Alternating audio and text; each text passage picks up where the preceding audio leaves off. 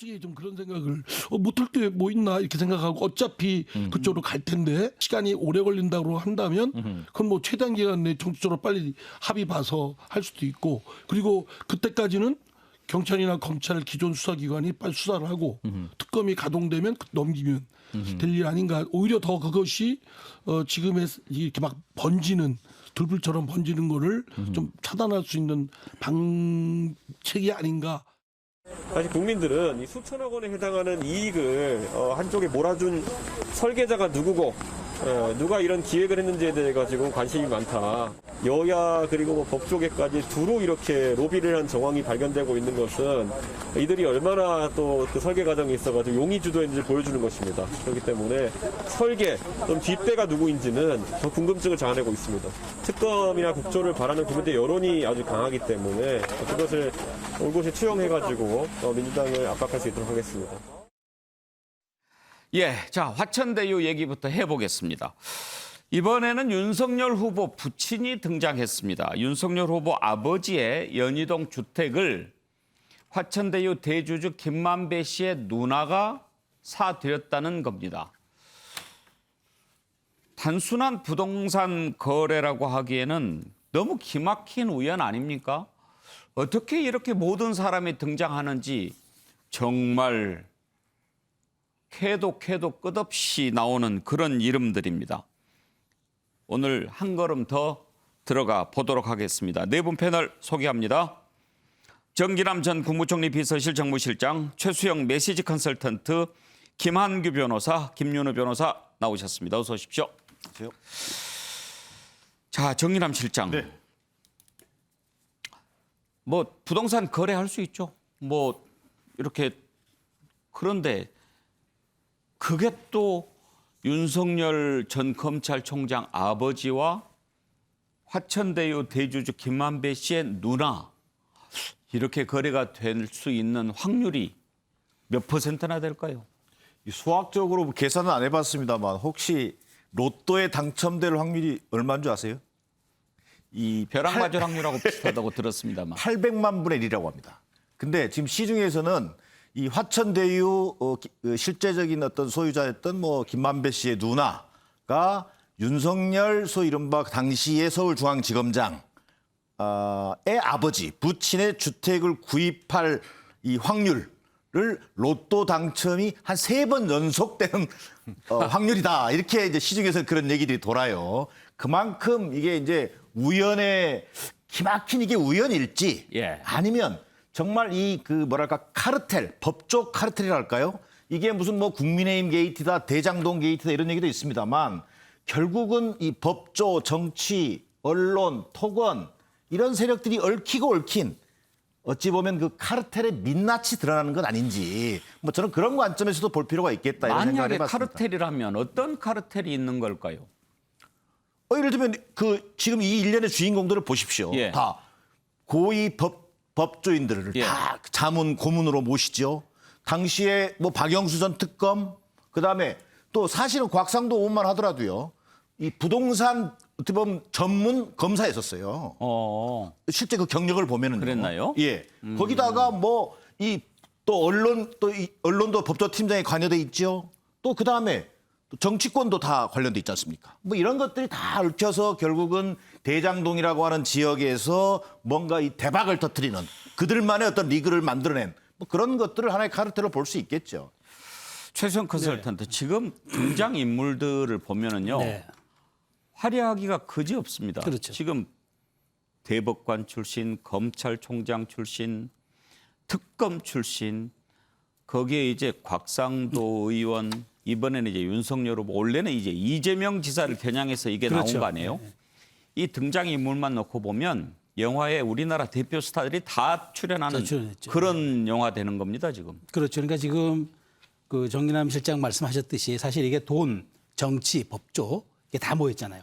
방패막이가 결합된. 그러니까 사실 이게 부동산 개발 시행이라는 것의 핵심이 토지 매매, 그다음에 인허가, 그다음에 분양이거든요. 이 과정에서 사실 다양한 전문가들이 많이 필요합니다. 그런데 왜 여기는 30여 명에 이르는 법조 엘리트밖에 없을까요? 저는 사실 그게 궁금했었어요. 그러니까 그게 되려면 근데 이게 오다 보니까 땅은 성남시가 강제로 매입해줬고, 그다음에 인허가 문제도 시행사 설립되자마자 바로 나왔고, 뭐 이게 길게는 10년간 걸린다 그러더라고요. 어떨 때는.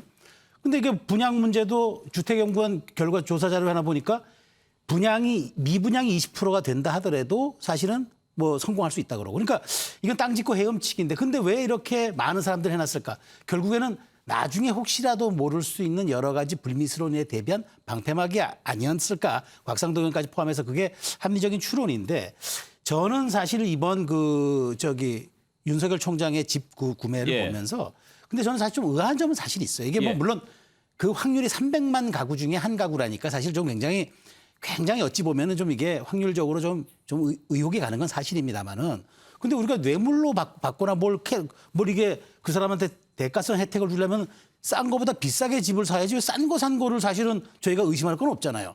뭐 세금 탈루가 있었다면 수사하면 될 일인데, 저는 그래서 여기에 대해서 저는 이런 생각이 듭니다. 만일 우리가 여기다가 합리적 의심을 둔다면은 이면 거래가 혹시 있지 않았을까라는 점을 우리가 한번 추론해 볼 수는 있지만, 예. 저는 이걸로 윤석열 총장이 여기에 이 카르텔의 한 구성원일 수 있을 거라는 그런 조금 추측은 좀 과도하게 앞나간 것 아닌가, 저는 사실 그렇게 분석합니다. 자, 지금 이 내용을 처음으로 보도한 열린공감TV인가요?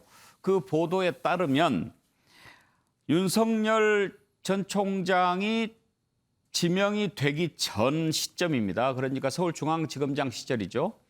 그때 이제 거래가 이루어진 겁니다. 그런데 이게 왜 의심이 가는 부분이 있냐 하면, 그 거래 가액이 41억 원 정도 되는 그 시세인데 19억 원의 거래가 됐습니다. 이것만 놓고 보면 오히려 이익을 본 사람이 김만배 씨 누나가 되겠죠. 그러나 그 근처에서 부동산을 하는 사람들은 그렇게 거래가 됐을 리가 없다라고 얘기를 하는 겁니다. 어떻게 시세가 40억이 되는데 19억에 팔릴 수 있겠느냐. 그걸로 보면 이른바 다운 계약서를 작성한 게 아니겠느냐라는 그런 의혹이 드는 거죠. 그러면 실제로는 40억 정도의 거래가 됐고 19억 원으로 계약서를 작성했다고 한다면 단순한 거래라고 해도 문제가 될 수가 있고요. 또 하나, 과연 김만배 씨 누나가 윤석열 후보 부친의 자택을 사들였을 때 단순히 부동산을 통해서 집이 나왔다 이렇게 해서 샀겠느냐? 그렇지 않고 김만배 씨가 윤석열 총장과 서로 아는 사이고 누나를 통해서 아버지 집을 좀 사줘야 되겠다라고 했다면 그건 좀 상황이 달라지는 거죠. 그러기 위해서는 김만배 씨와 윤석열 후보 간의 관계가 또 있어야 되는 거죠. 그러면 김만배 씨와 윤석열 총장 과연 서로 아는 사이일까요? 윤석열 후보는요, 알기는 안다고 얘기합니다. 들어보시죠. 김만배 대표가 법조기자 오래 했다고 알려져 있잖아요. 그렇죠. 총장님은 전혀 뭐. 아니 나도 당연히 알지. 김만배라는 그 분은 얼마나 했는지 모르는데 그쪽은 아마 계속 뭐 서울지검이나 대검 취급을 했을 테고, 우리는 인사이동이 이제 되면서 서울지검에도 근무하다가 또 지방에 갔다가 뭐 대검에도 근무하고 하니까 내가 모른다는 건 말이 안 되는 얘기고, 그러나 개인적인 친분은 전혀 없어요. 내가 아마 상가집에서 한 몇 년 전에 어느 그 현직 그 검찰 간부 상가집에서 내가 저쪽 자리에 앉아서 눈인사를 한 번 한 것 같고, 그리고 그 법조에 있을 때도 내가 본 게 거의 한 9년, 10년 된 것 같습니다. 서로 뭐 그렇게 연락하고 만나는 그런 친분은 전혀 없기 때문에. 법조 기자를 했기 때문에 김만배 씨를 알기는 안다. 그러나 그렇게 친한 사이는 아니다라고 이제 윤석열 후보 얘기를 합니다. 그리고 집을 거래하게 된 것에 대해서도 내가 아버지 집을 누가 사는지 어떻게 알겠느냐, 그렇게 해명을 합니다. 그 내용 들어보실까요? 그 45년 사신 집을 고관절 그 깨져가지고 그 수술을 하고 이제 계단을 다닐 수가 없어서 아파트로 이사 가면서 집을 이제 내놨는데, 그렇게 해서 뭐 시세보다 한 1억 정도 적게 내놔서 이거를 팔았는데 그 사간 사람이 누군지도 우리는 모르고 중개사를 통해서 팔았기 때문에 중개료도 다 지급했고 그리고 나도 어제 TV 토론 마치고 나오니까 뭐 난리가 났어요. 그래서 무슨 일이냐 하니까 그 부모님 집을 사간 사람이 뭐 김만배 씨의 뭐 누나라고 그래서 어제 처음 알았는데 그게 그거에 대해서도 의혹이 있다 그러면 수사를 하면 되지 않겠습니까? 김한규 변호사, 수사하면 밝혀지나요? 뭐 저런 부분은 있겠죠. 그 예를 들면은 뭐 다운 계약 의혹이 지금 제기되고 있지 않습니까? 뭐 그 당시 시세라든가 예. 뭐 고려를 해서 뭐 이게 다운 계약이냐. 다운 계약이면 뭐 탈세 문제가 뭐 그거에 대해서 뭐 들여다볼 그 가치는 있는데요. 일단은 뭐 이게 계약서를 지금 윤석열 후보 측은 공개했더라고요. 그 계약서를 보니까 뭐 공인중개사도 있고 그다음에 중개사에게 지급한 중개 수수료도 있고. 문제는 그 당시에 지금 19억에 팔았다는데 이게 일반 아파트는 아니지 않습니까? 예, 주택이다 단독주택. 보니까 이제 주택은 아파트만큼 잘 상시 거래되지는 않으니까 뭐 약간의 어떤 그거에 대해서 뭐 집주인이 뭐 싸게 내놓는 건 문제되지 않겠습니까? 문제되지는 않으니까요. 결국은 그 당시에 계약서 자체는 전혀 문제 없어요. 문제는 이제 이걸 처음 제기한 언론사 측에서 제기한 대로 이게 다운 계약이냐, 그러면 탈세냐 이런 부분에 대해서는 한번 뭐 정부기관이 한번 들여다볼 가치는 있는데요. 이거에 대해서 뭐 아까도 뭐 말씀이 나왔지만은 뇌물이라고 하는 것은 시세보다 싸게 팔았는데 그건 뇌물이라는 건 앞뒤가 안 맞고요. 굳이 들여다본다면 이제 진짜로 다운 계약이고 그거에 대해서 김한배 씨 누나가 뇌물을 받은 거죠. 그러니까 그분은 공직자가 아니기 때문에 그러니까 이제 그게 논리적으로 성립이 되려면 네. 실제로는 뭐 40억의 시세라고 한다면 40억 이상으로 산다든지 또는 안 팔려서 우리가 사줄게 해서 사주었고 그리고 계약서는 또 뭐 세금도 좀 적게 내고 그래야 되니까 19억으로 그렇게 써줘서 뭐 이렇게 했다면 이제 뭐 여러 가지 문제들이 좀 생길 수 있는 이게 거겠죠. 뇌물이 되려면은 이 집값이 그 당시 시세가 15억 정도 되었는데 그걸 30억에 샀다든지. 예, 뭐 이렇게 비싸게 샀다. 그러면은 예. 한번 이거는 심각하게 들여다볼 가치가 있는데요. 현재 상황에서는 뭐 아직 드러난 게 없기 때문에 예. 좀 이렇게 뭐라고 예단을 드리기는 좀 어려운 것 같습니다. 얘기 나온 김에 김한규 변호사 서울 변호사회장 하셨잖아요. 예, 예. 김만배 기자 아세요? 김만배 기자님은요, 그 법조계 이제 마당발, 그러니까 굉장히, 그러니까 보통 검찰이나 법원 출입 기자들이 보통 한 뭐 짧으면 1년, 길면 한 2년 정도 근무하고 다 로테이션을 하지 않습니까? 그래도 법조에서도 보통 한 2, 3년 근무하다가 뭐 경제부로 간다든가 정치부로 간다든가 로테이션을 하는데요. 이 김만배 기자께서는 그 검찰청에 굉장히 오래 계셨어요. 그래서 뭐 아마 굉장히 오랜 기간에 그러니까 수많은 검찰총장을 거쳐간 검찰총장만 해도 뭐 거의 10여 명까지는 아니더라도 굉장히 많지 않을까. 그래서 김만배 예. 기자를 모르는 그 법조인들이 없고요. 모르면 좀 잘 못 나간 뭐 법조인이네. 간첩이라고 해도 되고 저조차도 예. 인사는 들었는데 이분이 저를 기억 못할 겁니다. 예. 거기서 기억해 줄 정도 급이 안 되는 저는 겁니까? 뭐 거기 리스트에 후보에도 없을 겁니다. 예. 그런데 그 김한규 변호사 이렇게 보시기에 대법관, 검찰총장 그리고 또 뭐 특검 출신 이렇게 다 그 고문 변호사로 둘 수 있는 그런 회사가 우리나라에 있을 수 있나요? 뭐 함부로 말씀드리긴 어렵지만 아마 삼성 우리나라 최고의 기업인 삼성에서도 이런 그 고문단이라든가 구성단 하는 것은 좀 쉽지 않을 것 같고요. 예. 이 사건이 처음에 벌어졌을 때 이미 권순일 전 대법관이 언급되면서 저는 굉장히 놀랐습니다. 왜냐하면 대법관을 마치자마자 이 고문 계약을 하신 거 아니겠습니까? 지금 또 새로운 사실이 하나 나왔어요. 월급도 받았다고 변호사 개업하기도 전에 거기에 들어가서 한 달에 1,500만 원씩 월급 받은 사실이 또 새로 드러났더라고. 그러니까 이분 같은 경우는 더군다나 변호사협회에 등록도 하지 않고 변호사 자격은 있지만 예. 등록도 하지 않고 변호사 업무를 하신 거예요. 그래서 검찰 수사를 받고 있는데요. 사실 이 변호사법 위반 의혹이 저는 개인적으로는 굉장히 높다고 생각이 들거든요. 근데 이분 같은 경우는 더군다나 화천대유가 언급된 그 재판에 되게 민감한 재판에 본인이 그 대법관으로서 이름을 남기신 분 아니겠습니까? 그래서 저는 굉장히 충격을 받은 게 분명히 법을 모르지는 않을 거고 대법관이시셨으니까. 그러면 이렇게 도덕적으로 내지는 윤리적으로 그거에 대해서 고민도 안 하시고 사실 1,000만 원이 넘는 사실 굉장히 적지 않은 돈이잖아요.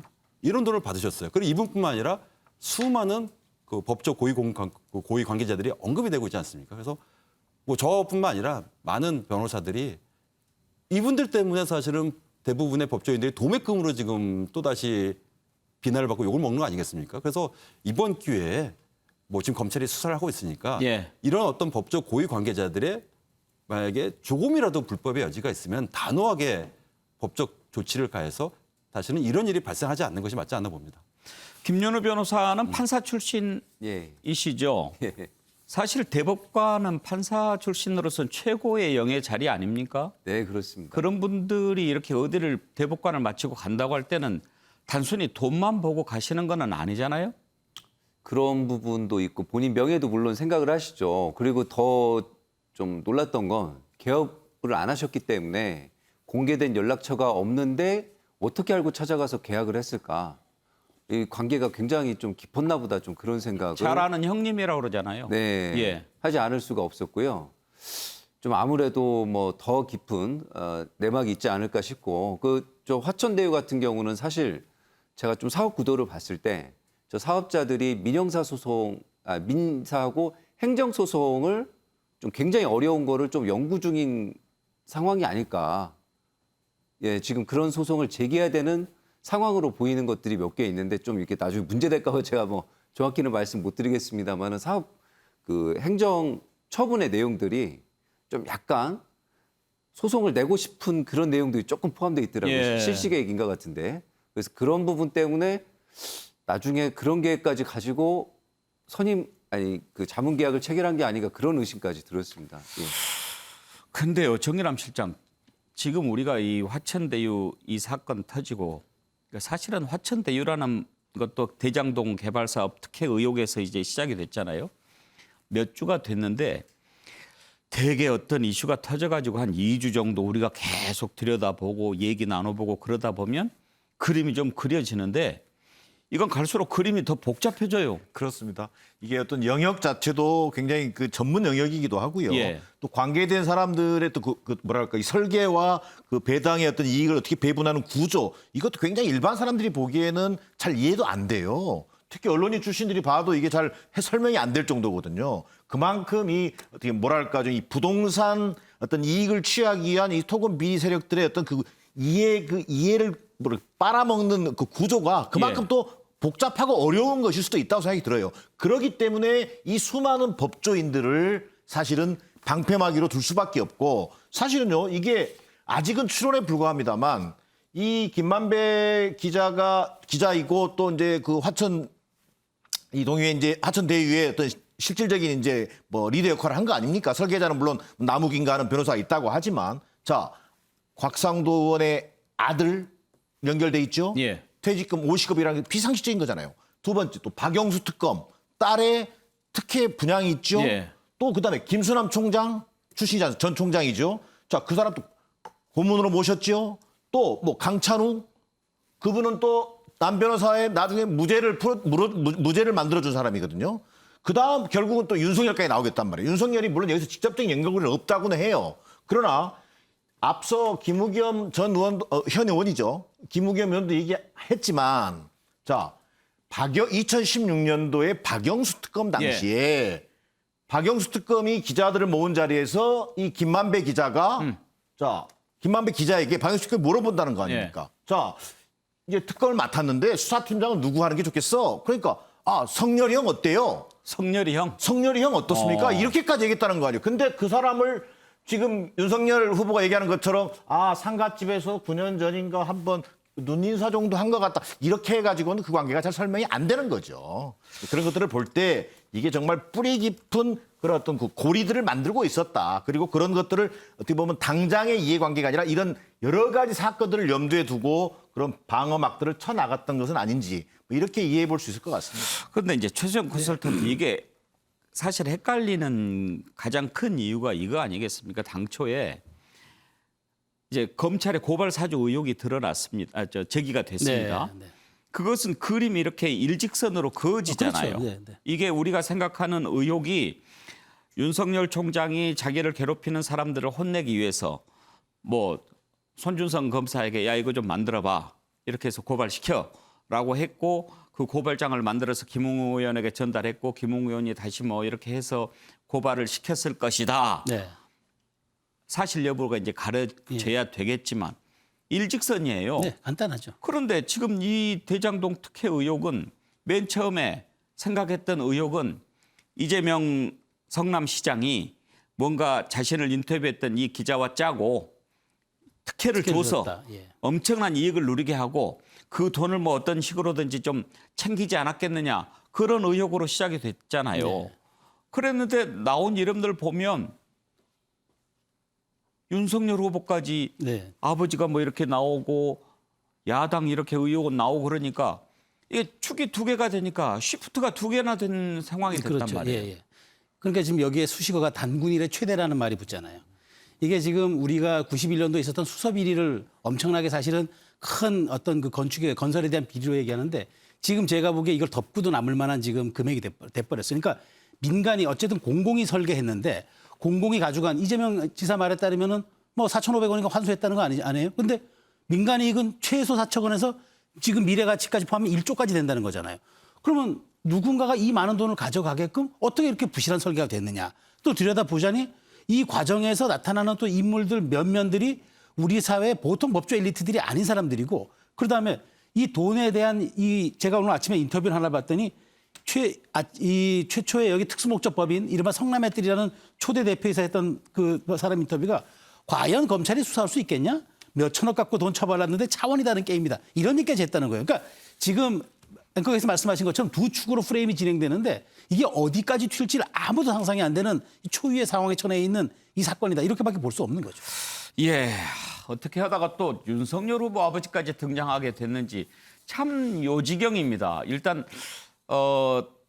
보도가 된 게 얼마 안 됐으니까 상황이 좀 흘러가 보면 뭔가 잡힐지 모르겠습니다. 오늘은 이 정도까지 하고 다음으로 넘어가죠. 자, 곽상도 의원의 아들이요. 50억 퇴직금 받았지요. 산재 위로금 명목이다 이렇게 이야기했는데 말이 안 되죠. 50억을 어떻게. 그런데 또 알고 봤더니 산재 뭐 얘기가 나올 정도로 아주 몸이 안 좋았다라고 하는데 조기 축구회에서 펄펄 날아다닌다고 합니다. 이건 또 어떻게 받아들여야 될까요? 이 부분 한번 좀 생각해 보겠습니다. 김한규 변호사. 위로금 뭐 이것저것 해서 50억, 퇴직금을 5억, 6억 줬다고 쳐도 이제 44억인데 지금까지 다뤄본 사건 중에서 이런 위로금 들어보신 적 있어요? 아마도 그 대한민국의 그 변호사 제도가 생긴 이래 전무후무한 일이고요, 법조계에서. 아마 그리고 이 산재란 제도가 산재뿐만 아니라 퇴직금 제도가 생긴 이래도 전무후무한 일입니다. 이건 뭐 퇴직금, 뭐 산재로 설명이 전혀 안 되는 액수입니다. 우리가 퇴직금이라고 할 때는 그 1년에 그 한 달치 월급을 그 산정하지 않습니까? 그럼 한 30년 근무해도 퇴직금이 아무리 대기업에서 열심히 근무해도 한 몇 억 대 정도로 끝나는 겁니다. 근데 이분은 지금 불과 6년에 근무했고 말단 직원이라는 거 아닙니까? 그리고 산재라는 것도 사실 산재가 잘 인정되지 않을 뿐만 아니라 굉장히 오랜 기간 법적 소송을 진행해야지만이 사실 받을 수 있는 거지만 이것도 보통 사람이 사실 산재로 안타까운 죽음을 겪어도 몇 억 단위지 이런 액수는 나오는 게 아니기 때문에 더 이상의 해명은 전혀 설득력이 없고요. 다만 이 50억이 그럼 무슨 돈이냐 이 규명만 하면 됩니다. 그리고 50억은 당연히 이 화천대유 입장에서는 그 아들 당사자가 아니라 아들의 아버지인 곽 의원의 얼굴을 보고 지급한 거라는 건 합리적 의심 아니겠습니까? 그러니까 해명은 지금 안 되고 검찰이 이거에 대해서 수사를 해서 이 50억 원이 어떤 의미인가 그리고 정치권에서는 과연 지금 국민의 대표인 국회의원이 그 해명이 안 되는 50억 원을 지금 받은 거에 대해서 매달 지금 월급을 받고 국회의원으로서 계속 일하게 놔두는 것이 맞느냐에 대해서도 고민하셔야 돼요. 특히 야당은 지금 화천대유로 지금 여권을 공격하는 거 아니겠습니까? 특히 유력 대권 후보인 이재명 후보를 공격하는 거 이제 공격하려면은 이 50억 원 받은 부분에 대해서 지금 뭐 탈당했으니까 우리 할 게 없다. 말이 안 되는 거예요. 헌법에 제명이라는 제도가 있기 때문에 지금 당론으로 국민의힘은 당론으로 제명 결정을 의결하는 것이 뭐 국민의 입장에서 납득하지 않겠습니까? 지금 이거 이대로 놔두고 있는 건 말이 안 됩니다, 저는. 그걸 해명이라고 하니까 그걸 듣는 국민들 정말 분노하고 열받지 않습니까? 국민 스트레스 유발죄 이런 건 없나요?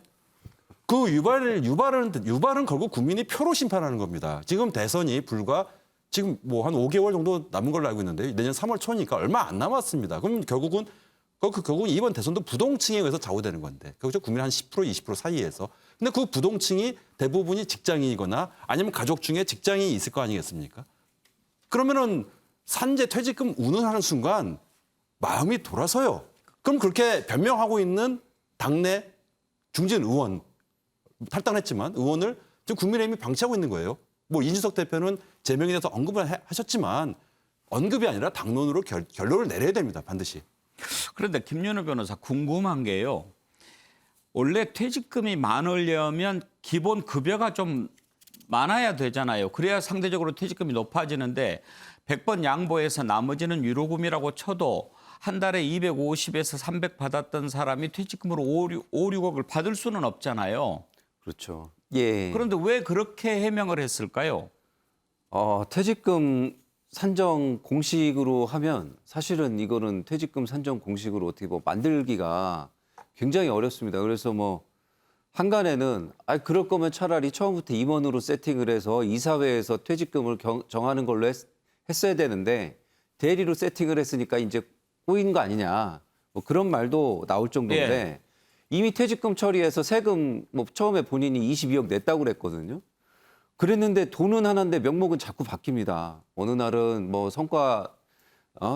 보수인가 성과퇴직금인가 뭐 이해할 수 없는 이름을 붙였는데 알고 보니까 프론트 직원이 아니라 이 백오피스 그러니까 지원부서에 있었기 때문에 백오피스에게 이런 성과금 나가는 건 처음 본다 이런 비판이 나왔거든요. 그러니까 이제 또 산재가 나왔습니다. 근데 산재보상금으로 나가니까 지금 오늘 또 다른 반대 사실이 지금 드러난 것인데 이게 또 말이 안 되는 게 퇴직금은 과세지 않습니까? 그래서 세금을 냈다고 했는데 산재보상금은 비과세거든요.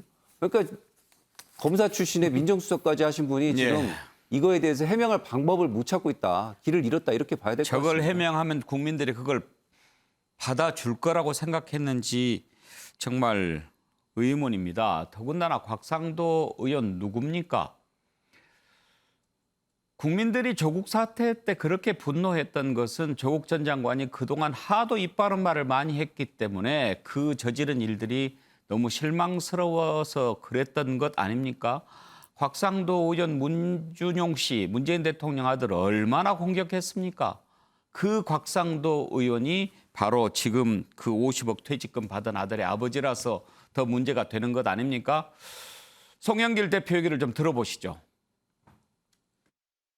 곽상도 의원이 그동안 조국 전 장관의 딸 문제나 문재인 대통령 아들 문제를 비롯해서 거의 흥신소 직원처럼 조그만한 같은 것도 깨알같이 비판하고 공격을 해왔는데 어떻게 아들 그 해명서를 자신의 페이스북에 올려놓고 그걸 옹호하고 있는지 정말 아연실색할 문제가 아닐 수 없습니다. 이준석 대표는 원내 대표의 지시에서 우리 양당 원내 대표가 합의해서 제명 처리를 할 수 있도록.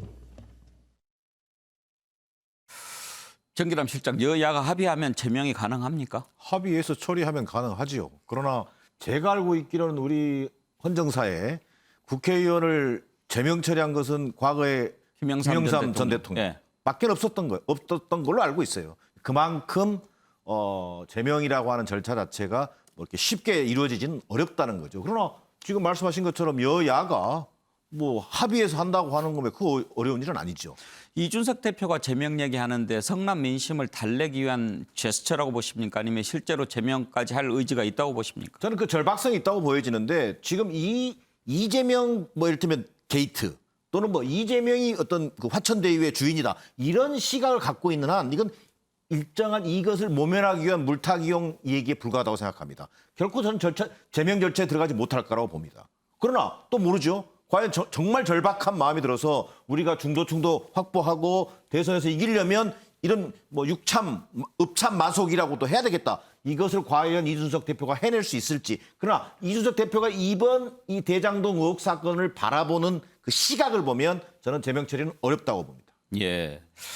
최수영 컨설턴트 지금 뭐 합리적인 의심은 곽상도 의원 없이 50억 갖겠느냐 하는 건 참 상식적으로 받아들여지는 건데 아직 드러난 건 없지 않습니까? 그렇죠. 네.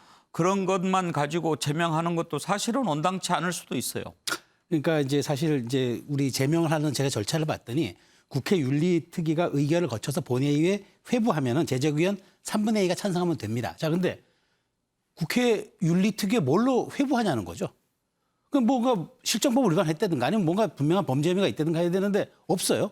그래서 물론 뭐 앵커께서 말씀하신 국민 분노 유발자가 될 수는 있겠습니다만 그건 정서법에 관한 부분이라 헌법이 배치된 부분이 안 되겠고. 자, 그러면 저는 사실 이 부분에 대해서는 국민의힘이 아이디어를 내야 합니다. 왜냐하면 저는 사실 이번 대응을 보면서 제가 보기에 국민의힘이 뭔가 잘못 대응하는 걸 제가 꼭 지적하고 싶은 게 이번 제가 이 화천대유 사건을 보면서 원래 이렇게 굉장한 이슈가 불거지면 이슈 관리 원칙이 두 가지가 있습니다. 첫 번째 원칙이 뭐냐? 메시지의 일관성이 있어야 돼요. 그다음에 창구를 일어나야 됩니다. 두 번째가 다양한 시나리오를 선제적으로 수립해가지고 제시해 놓습니다. 그러니까 예컨대 여권이 팩트를 갖고 공격하면 우리 그럴 줄 알았어 하고 땅 대응을 해줘야 되는 거예요. 예. 그런데 어떻게 했습니까?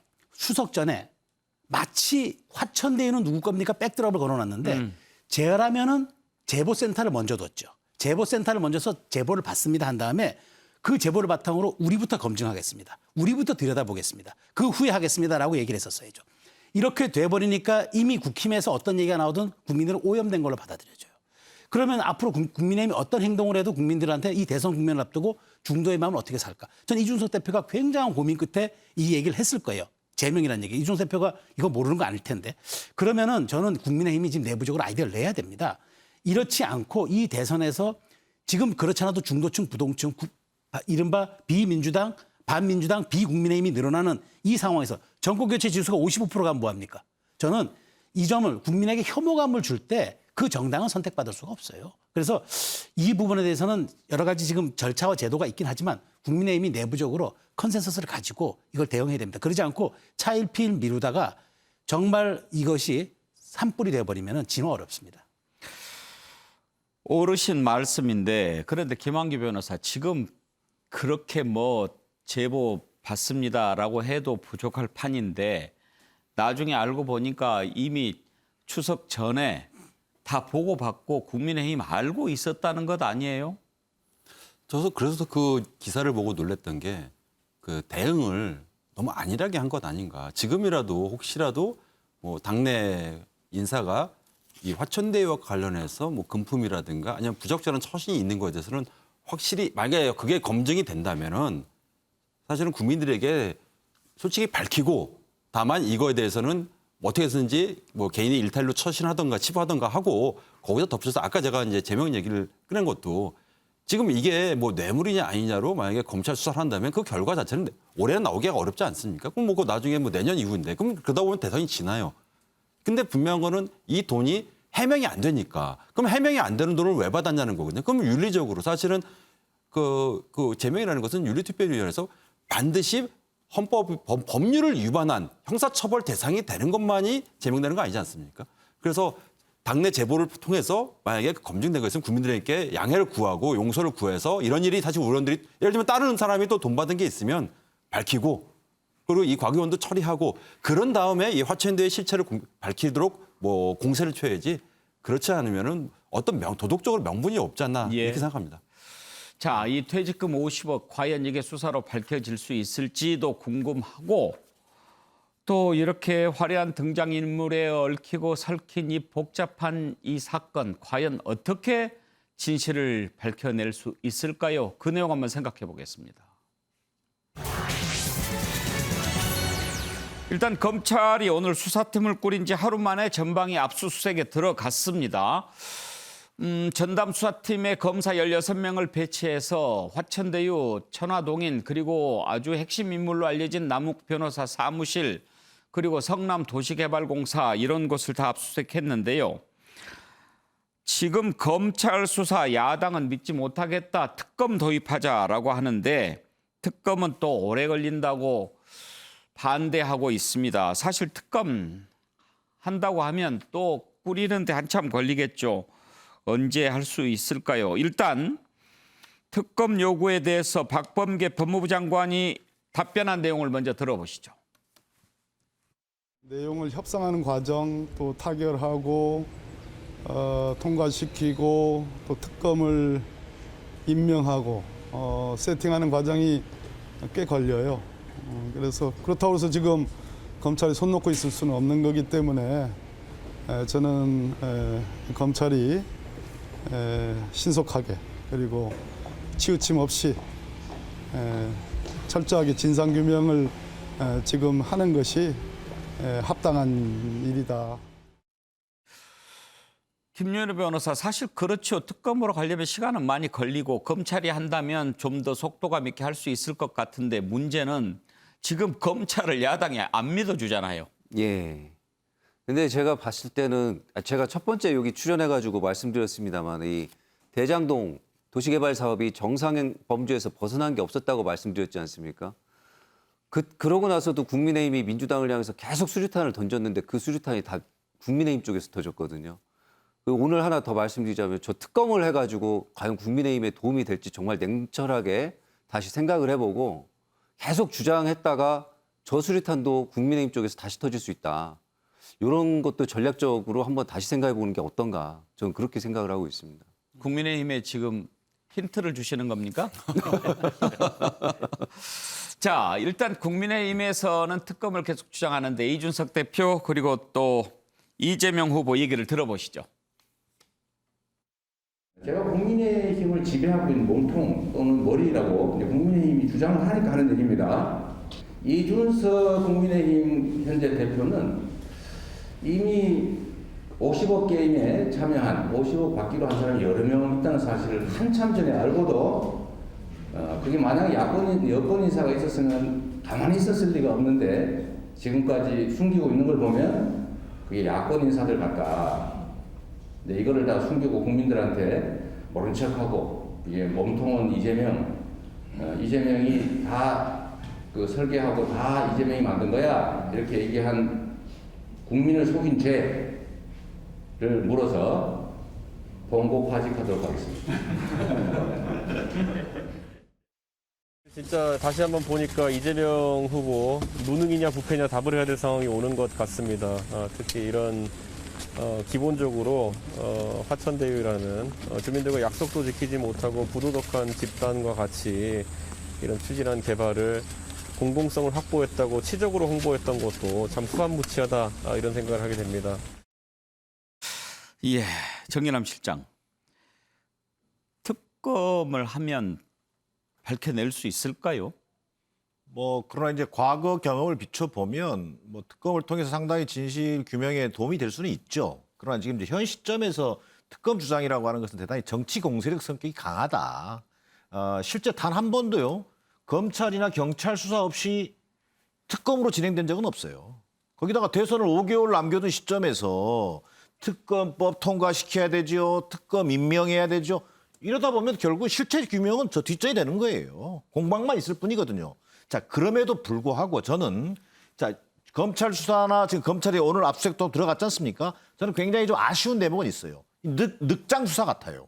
그러니 국민들이 볼 때는 지금 분노하고 있는 거지 않습니까? 매일 이렇게 터져 나오는데 도대체 검경이 좀 신속한 수사를 통해서 특검 얘기 나오기 이전부터 좀 뭔가 실체를 좀 보여줘야 되는 거죠. 국민의 분노에 답할 수 있는 검경 수사가 이루어져야 되는데 지금 그런 부분들이 제대로 안 이루어지고 있기 때문에 야당이 정치 공세라는 걸 뻔히 알면서 주장함에도 그 특검 공세가 어느 정도 좀 국민들한테 또 먹히는 측면이 있다. 실제로 이재명 후보 같은 경우도요. 자, 100% 수사받겠다 했지 않습니까? 근데 특검은 안 돼. 이래 놓으니까 이게 나중에 시간이 흐르면 흐를수록요. 실체가 부풀려지죠. 검경 수사는 제대로 된 실체를 밝혀내지 못하지요. 이러다 보면요. 이게 이재명 지사에게 좀 부담이 될 수가 있어요. 국민들이 볼 때는 왜 특검은 또 안 된다는 거야? 라고 하는 그런 정치적 부담이 생길 수 있기 때문에 무엇보다 지금 중요한 것은 신속한 검경 수사를 통해서 정확한 실체를 빨리 규명해내는 것. 그리고 나서 또 다시 한번 특검에 대한 논의가 돼도 그때 가도 늦지 않다. 저는 이렇게 보여집니다. 그러면 김한규 변호사 생각하시기에 일단 뭐 특검을 하니 많이 한 것은 한참 여야가 싸울 것 같고 일단 검찰이 수사를 착수했지 않습니까? 문제는 어떤 부분들을 밝혀내느냐 하는 건데 일단 뭘 보여야 그걸 잡고 들어가지 않겠습니까? 근데 지금 당장 드러난 것은 곽상도 의원 아들이 퇴직금 50억 받은 거 이거 뭔가 수상하고 그리고 또 어떤 것들을 수사를 해야 된다고 보십니까? 네, 이 부분에 대해서는 수사는 저도 이 관련해서 사실은 이제 감찰 과거에 이런 관련 수사를 했던 이제 검찰 출신 변호사도 한번 얘기를 나눠봤는데요. 예. 이게 의외로 사실은 이제 검찰이 내진 특검이 진짜로 결기를 가지고 수사를 하면은 의외로 밝혀낼 게 굉장히 많을 수 있겠다. 그 이유는 일단은 이건 관련 증거들이 남아 있는 게 일단은 이 수천억 원에 달하는 돈이 이 금융 거래 내역은 이건 증거 인멸은 불가능하지 않습니까? 예. 그럼 돈이 이동된 흐름이라든가 누군가가 현금을 인출한 흔적 이것들은 고스란히 남아 있기 때문에 이건 첫 번째 가장 유의미한 증거이고요. 지금 관련자들이 이거를 이 사업을 설계할 때 분명히 설계한 어떤 용역 서류라든가 아니면 각종 계약서라든가 이것을 이제 만약에 폐기하는 것은 불가능하거든요. 물론 원본은 존재하지 않을 수도 있겠지만은 어떻든 간에 관련 서류들은 존재하기 마련이다. 그렇기 때문에 일단은 수사를 하는 데 있어서 첫 단추는 안전하게 좀 보존돼 있다. 이렇게 생각하더라고요. 결국은 예. 수사기관의 의지인데요. 저도 굉장히 아쉬운 것은 이것이 의혹이 제기된 지는 꽤 됐습니다. 그러면은 근데 벌써 이 천화동인 소유자 중에 한 명은 벌써 미국으로 이주했다는 기사도 나와 있고요. 분명히 시기가 늦었어요.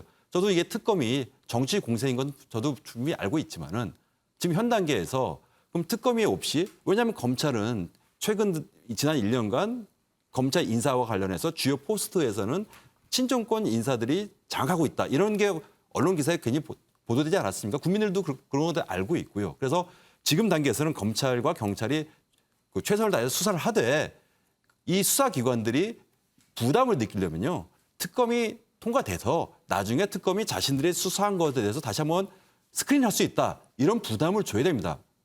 왜냐하면 이거는 지금 아까도 말씀드렸지만은 지금 전직 대법관, 검찰총장 사실 이분들이 지금 무슨 부동산 전문 그래서 뭐 이렇게 재능이 있어서 이걸 관여한지 모르겠지만 그리고 수천억 원의 그 특혜 의혹, 그다음에 현직 의원의 50억 이 부분을 대충 뭐 2, 3개월 수사해서 공개하면 과연 국민들이 의혹을 해소될 것인가? 더 나아가서 지금 국민의힘은 강력하게 특검을 주장하지 않습니까?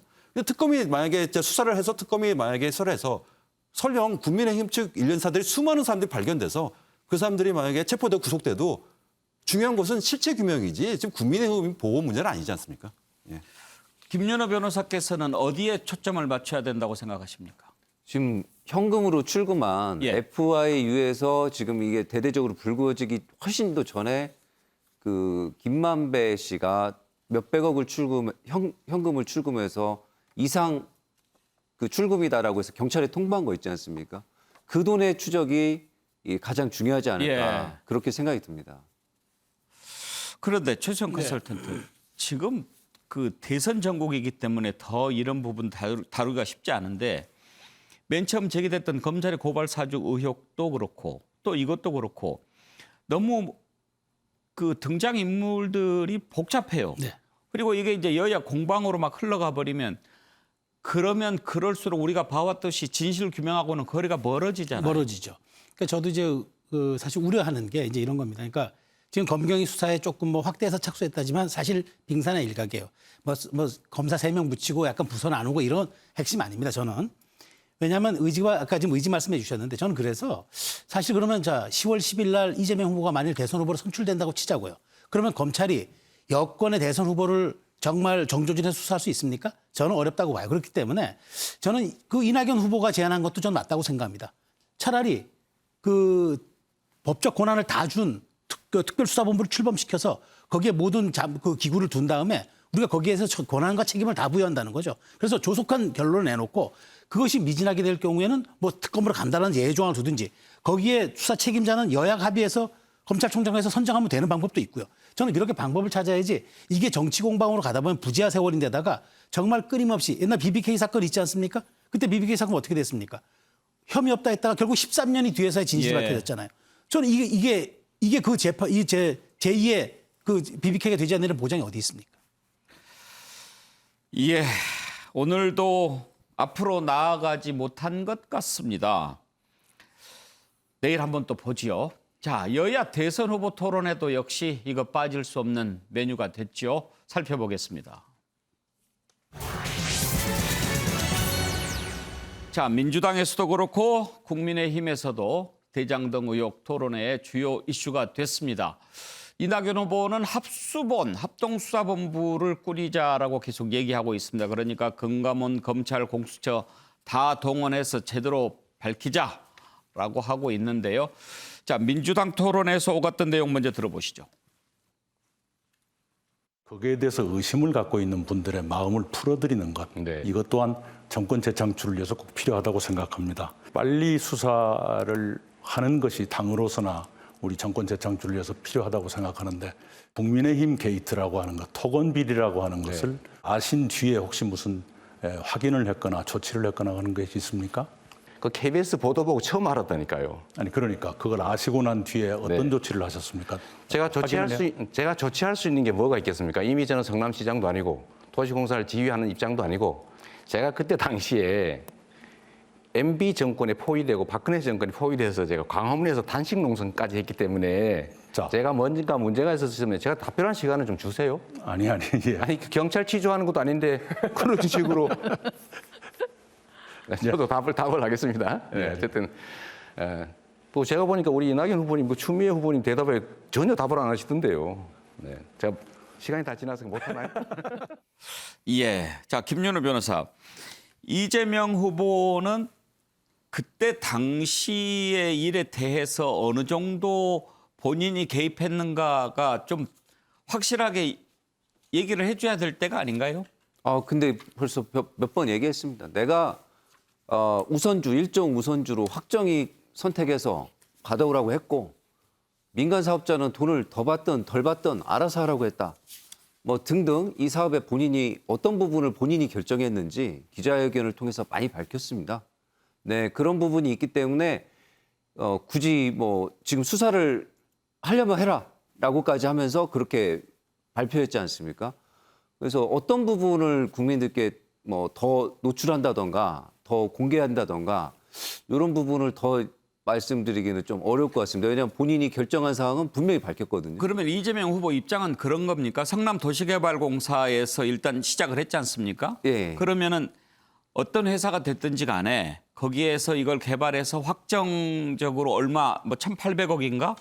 이걸 주면 1820. 나머지는 본인들이 이익을 남기든 말든 알아서 하기로 한 거니까 일단 우리가 1,800억을 민간 개발로 해서 벌어들였으니 성공한 건데 거기서 더 많이 더 번 걸 가지고 왜 나를 의심하느냐, 이게 지금 이재명 후보 주장인 거죠? 그렇죠. 거기다가 땅값이 오르길래 솔직히 안 되는 거지만 화촌대유라는 회사가 땅을 사갖고 추가로 아파트 사업을 하지 않습니까? 그래서 인허가권을 우리가 쥐고 있으니 터널 공사하고 그 공원 지하주차장 공사하고 뭐 900억 원 증가를 더 시켰다. 그런데 2018년 3월에 도지사 선거 나가면서 내가 성남시장을 그만둔 후에는 협약 변경은 안 이루어졌다. 뭐 그렇게 얘기해서 본인이 할 때는 나는 최대한 환수하려고 노력했고 협약에 없는 돈도 추가로 받아냈다. 이렇게 해명을 한 상황입니다. 그런데 이제 정계남 시장, 야당에서는 단순히 그렇게만 정리하기에는 너무 그 화천대유라고 하는 곳이 수월하게 그 사업을 할 수 있었지 않느냐.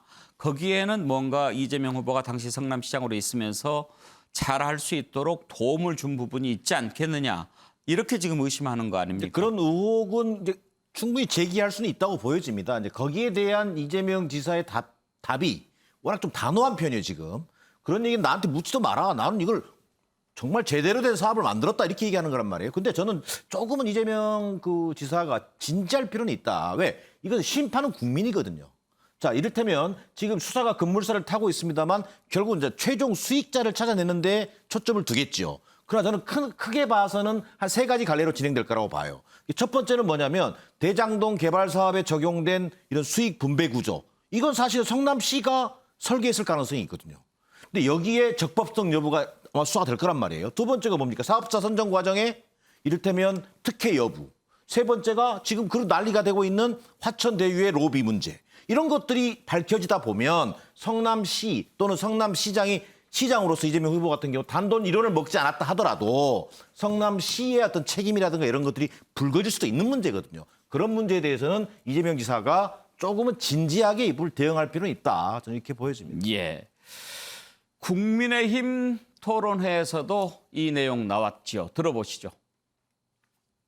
대장동 화천대유 게이트 사건에 박영수 특검이 이분이 굉장히 그 비리의 덩어리 같은데 박영수 특검이 돼가지고 수많은 검사 중에 우리 윤석열 후보를 콕 집어가지고 수사팀장을 시킨 거는 박영수 특검하고 중수부 계실 때 관계가 굉장히 깊었습니까? 뭐 그 당시에 여러 가지 그 현대자동차 사건을 비롯해서 그런 사건들을 했기 때문에 같이 수사를 하고. 네. 그리고 굉장히 개인적으로 가까운 사이시고요. 그렇습니다. 박영수 특검에 대해서 지금 비리가 나오는 데 대해서 어떻게 생각하십니까? 아니 저도 하여튼 그 진행 과정을 지금 지켜보고 있습니다. 케이스 화천대유의 고문으로 있다가 특검이 시작되기 전에 아마 그만두셨던 것 같고. 알겠습니다. 그러니까 변호사로서 그건 잘 모르겠고. 대장동 사건이 그래 악취가 처음부터 났었는데 총장 계실 때 그 전혀 몰랐습니까? 아, 전혀 몰랐습니다. 몰랐습니까? 네. 그건 몰랐으면 무능한 거죠. 글쎄 뭐 무능해서 죄송합니다. 아니 죄송합니다. 자, 김한기 변호사, 일단 지금 유승민 후보는 박영수 특검 문제가 워낙 많이 나오니까 윤석열 후보도 좀 그 관계가 있을 수 있지 않느냐 이런 생각을 좀 심으려고 하는 것 같아요. 네, 일단은 그 당시 뭐 특검과 총괄팀장을 맡고 있었으니까 아마 굉장히 밀접한 관계일 겁니다. 그래서 유승민 후보 쪽에서는 박영수 특검도 어떻든 간에 변호사 시절에 이 화천대유가 무관한 건 아니지 않습니까? 또 뭐 분양과 관련해서 특혜 의혹도 있지 않습니까? 그거에 대해서 이제 좀 같이 이런 의혹을 이제 씌우려는 건데 사실 뭐 아직까지 뭐 그거 이상에서 드러난 건 없고 지금 뭐 아까 홍준표 후보가 이제 무능 얘기했는데 그 과연 이 대장동에 관해서 윤석열 후보가 이것을 사전에 이런 의혹들을 인지하고 있는지 아직 드러난 건 없거든요. 이 부분도 언론이라든가 뭐 수사 과정에서는 밝혀지지 않을까 봅니다. 그런데 최수영 컨설턴트 무능한 거 아니냐 그렇게 이야기하는데 무능해서 죄송합니다라고 답변하는 것 보면 윤석열 후보가 이제 좀 많이 좀 노련해지는 것 같아요. 3차 토론까지 오면서 제가 보니까 많이 노련해졌습니다. 그러니까 대화의 기술, 그러니까 자기가 말하는 방법, 그다음에 공격받았을 때 대응하는 방법 이런 것들은 많이 늘었는데 이제 일단 그것만 가지고는 더 될 문제가 아니잖아요. 사실은 본인이 잘하는 걸 더 잘해야 되는 게 이제 그 과제가 남았는데 저는 사실 유승민 후보가 그 박영수 특검을 고리로 윤석열 후보를 공격하는 걸 보면서 전략이라고 느꼈습니다. 그러니까 그 유승민 후보는 배신자론 때문에 탄핵 때문에 계속 그걸 멍해를 안고 가잖아요. 지금 2차 4강을 정하는 거는 당원 30%입니다. 특히 자기는 이번 과정을 통해서 이 배신 프레임을 벗어야 돼요. 그러니까 박영수 특검을 매개로 윤석열 공격하면서 너희들이 사실은 원죄고 나는 그렇지 않다라는 걸 보여주는 아주 고도의 전략적인 어떤 그런 것을 했던 걸 비춰지고 뭐 거기에 대해서 윤석열 후보의 답변은 뭐 애매할 수밖에 없죠. 그렇다고 뭐 거기서 기다 아니다 할 수도 없는 노릇이니까 뭐 안 친하다 할 수도 없는 거고 그런 곤혹스러움이 좀 묻어나는 그런 토론이 아니었나 저는 그렇게 관전했습니다. 네.